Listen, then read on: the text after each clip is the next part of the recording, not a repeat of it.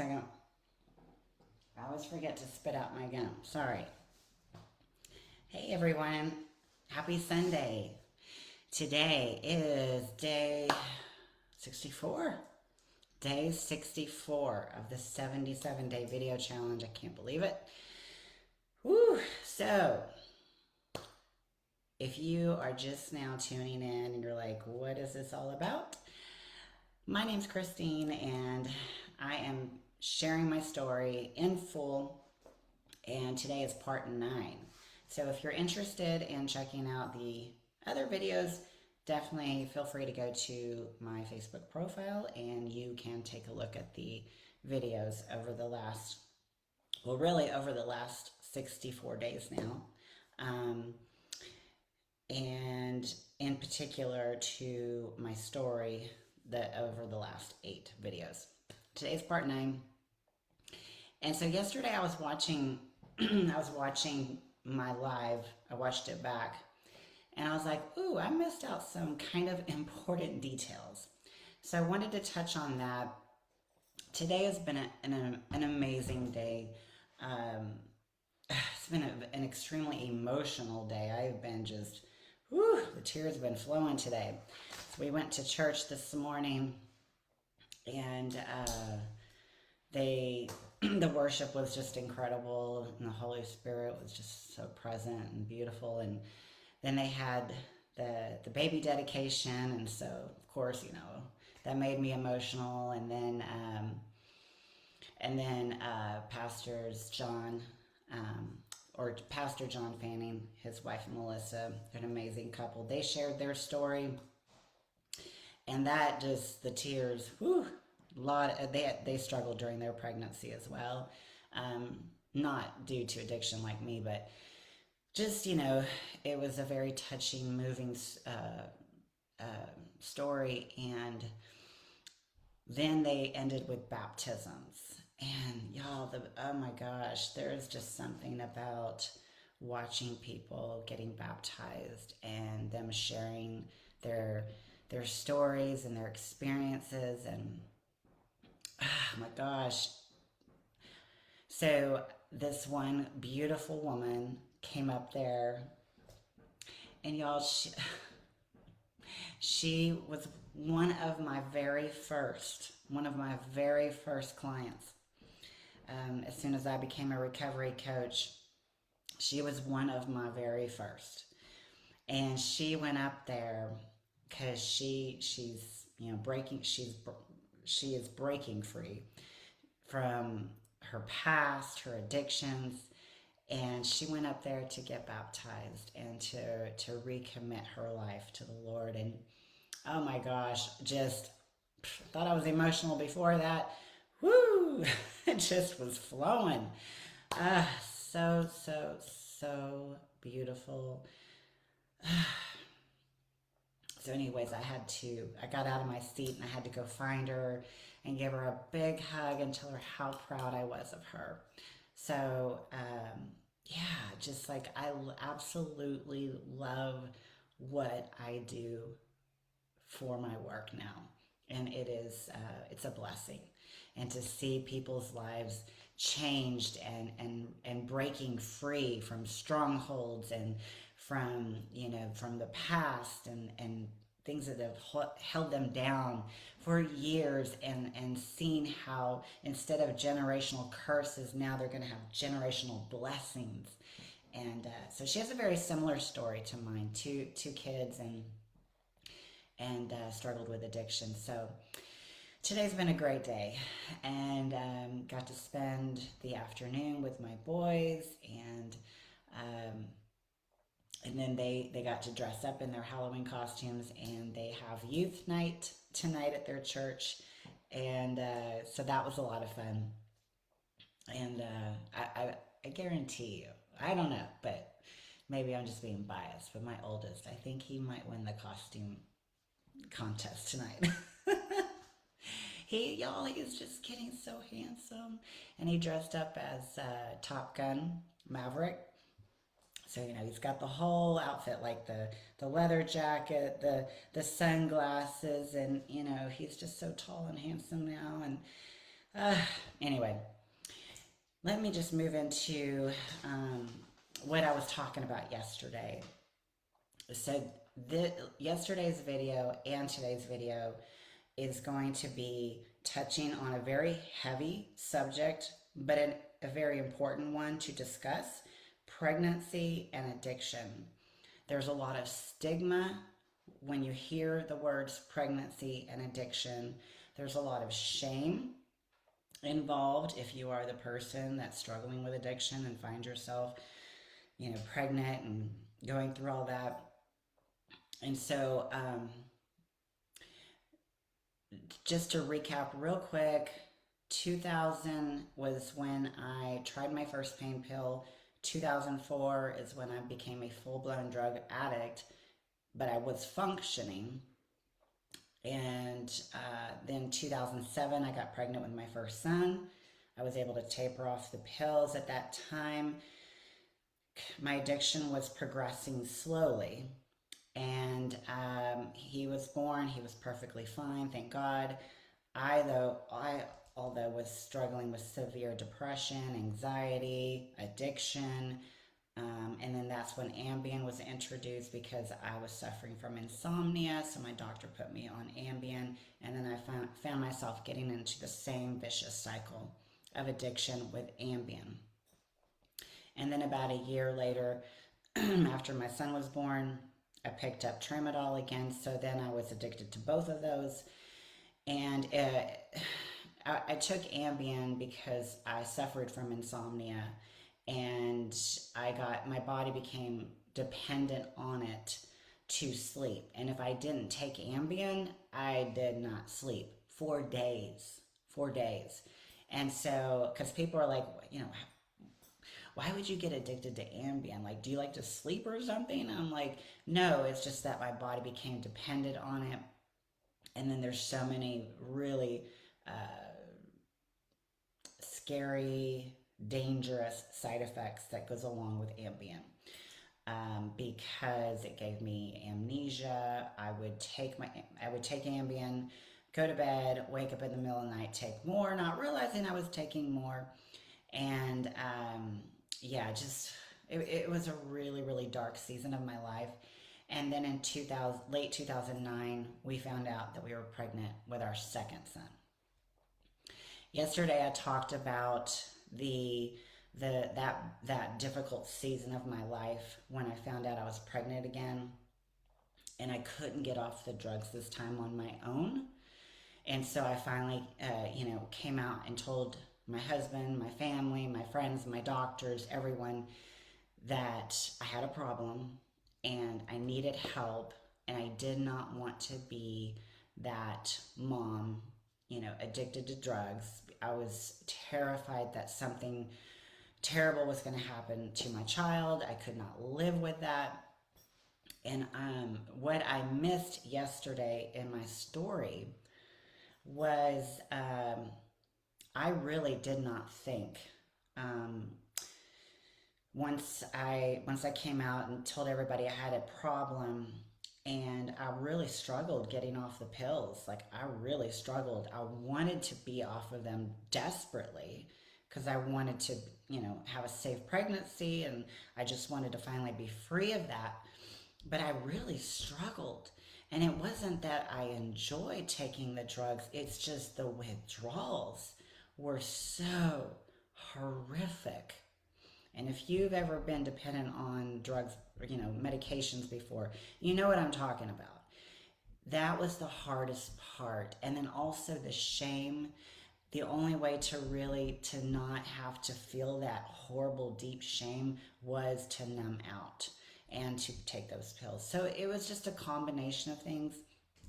And so right around, I would say, like the 20-week mark of my pregnancy, I honestly did not think that I could move forward and have my child and be clean of drugs. And so, you guys, I honestly was I was considering abortion. I was considering abortion, terminating my pregnancy because I was such a mess. And I'm not here to talk about that particular topic, but what I will say is this. If you find yourself, say you have a substance use issue and you find yourself getting pregnant, I promise you there are options. There are ways to get help. And if you're watching this and that's you, please feel free to reach out. There is absolutely no shame, no judgment here whatsoever. So I just felt like I could not go through that. I couldn't go through with it. I just didn't think I had it in me. And I even had family members who were telling me, yeah, maybe that's something you should consider. And I don't have my journal. Wait, do I? Hang on one second. I might have it here. Hold on. I think this is it here. Yeah. Hang on one second. Sorry, I should have been prepared. So, yep, I have it right here. Okay, so you guys, this is heavy. So I was considering terminating my pregnancy. And in my journal here, this one right here, there's this page in here that I was writing down different phone numbers, abortion hotlines. I was after the 20-week mark, so I was looking up which states would be able to perform the termination, and so I'm not going to show it to you because there's names and phone numbers, and I really don't want to put that out on the internet, but this is what I will show you. So there's like all these like names of places and phone numbers. And after a lot of prayer and a lot of just really thinking about the future, this is what I decided to write down in my journal. I have decided life. I have decided life.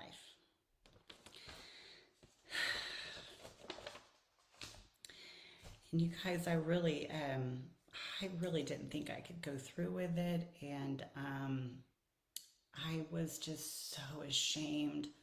I was so ashamed, and the enemy just had a grip on my life. The depression was just, I don't even have words to describe where my mind was at, but like shortly after that time where I wrote in my journal that I was not going to move forward with terminating my pregnancy, and I decided life, and I decided to, I took responsibility for the choices that I had made, and I was going to do whatever I needed to do to get help. And in yesterday's video, I talked about how I went to my doctor's appointment, my gynecologist. It was my 28-week appointment. And in that appointment, my doctor is a Christian, wonderful man of God and a wonderful doctor. Excuse me. And he laid his hands on my stomach and he prayed that not one drug would touch my son's body, that he would be whole, he would be perfect, that God would just completely heal and transform his life, my life, our family's lives. And then shortly after that is when I went into the psychiatric hospital, because I was so depressed. I was suicidal. I would struggle, it's like I would have a few few days or a week or two of nothing, and then just the withdrawals were just so horrific, and I just struggled back and forth, and the doctors that I had at the time were trying to find medications that were safe for me and for the baby to deal with my depression, to deal with my insomnia, and the anxiety and everything. And so it was just, it was a really difficult time. And finally, at 36 and a half weeks, is when my doctor said it's time. We're going to induce, we're going to, get your baby out so that we can help you, mom, get your life back together, basically. And by the grace of God, you guys, my son was born perfectly healthy, not one issue. Ooh, and I know I've got a picture here. Hang on one second. Let's see if I have it here. Hold on. Where is my picture? I know I had it. I'm sorry, guys. I should have been more prepared. But anyways, it's a picture. Gosh, what did I do with it?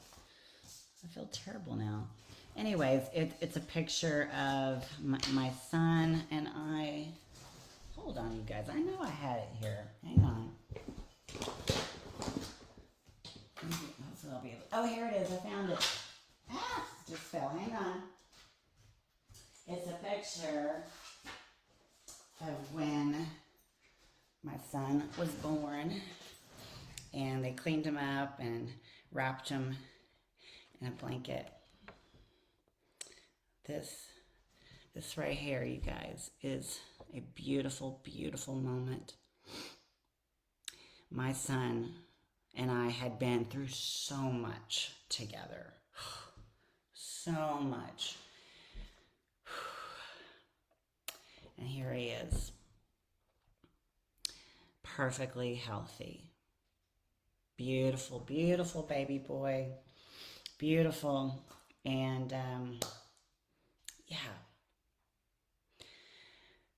So I'm going to stop here because in the probably next two videos is where I'm going to talk about the time period between when my second son was born up to is 2012 is when I went into a 30-day inpatient rehab facility, because I was at a point in my life where I knew it was just a matter of time before I was going to die if I did not take drastic measures to get sober.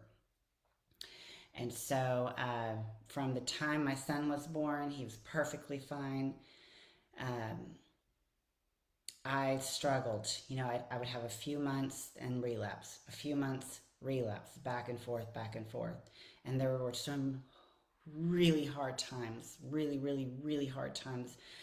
I'm going to talk about when CPS became involved in my life, because when I gave birth to my son at the hospital, I had to, disclose that I had struggled with an addiction during my pregnancy.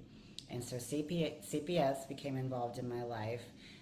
They were not there, to hurt me or to take my son from me. They were there to help me and to give me resources and to be my ally.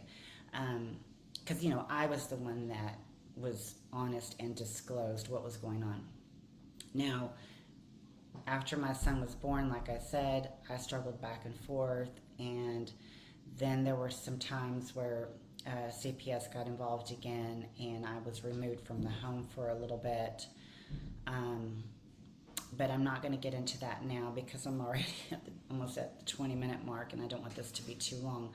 But definitely tune in tomorrow, because I'm going to talk about that time period from 2010 to 2012. Really, really, really dark days. Filled in, I'm not going to lie, there were still some beautiful moments with my children and my family. But, yeah. And again, addiction is a progressive disease if you do not, get a hold and just really get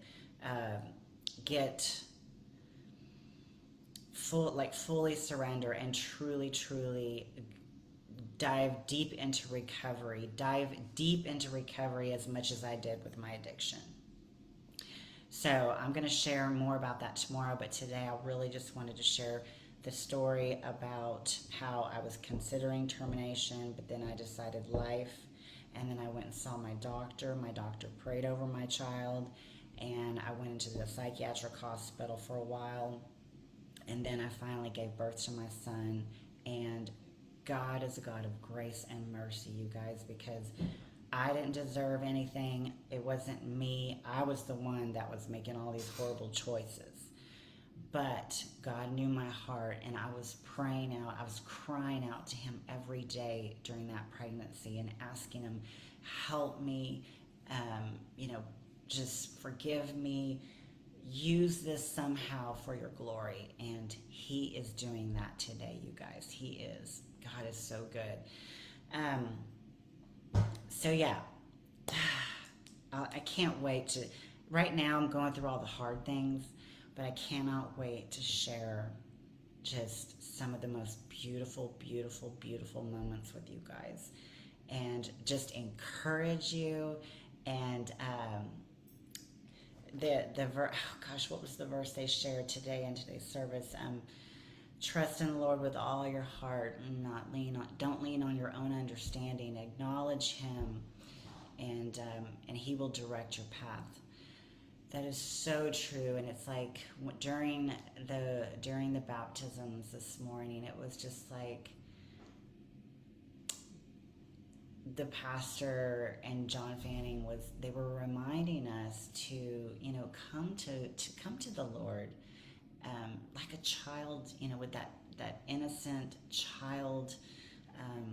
childlike perspective, and just that's what he wants. He just wants us to come to him and just say, Father, we need you. We cry out to you, and just don't worry about anything else, and just trust in, lean on, acknowledge him, and he will direct your path. I promise you, that is so true. That is so true. And in my life, it's so true in so many other people's lives. And so hold on to that today, my friends. There is hope. There is hope. There is a solution. There are answers to your problems. I promise. And if you need support, please don't hesitate to reach out. I'm here. This is what I do. And I am here to help. No judgment, only love and support. And have a wonderful, beautiful rest of your evening and weekend. Hope that you have a great start to your week. And I will see all of you tomorrow. Bye for now.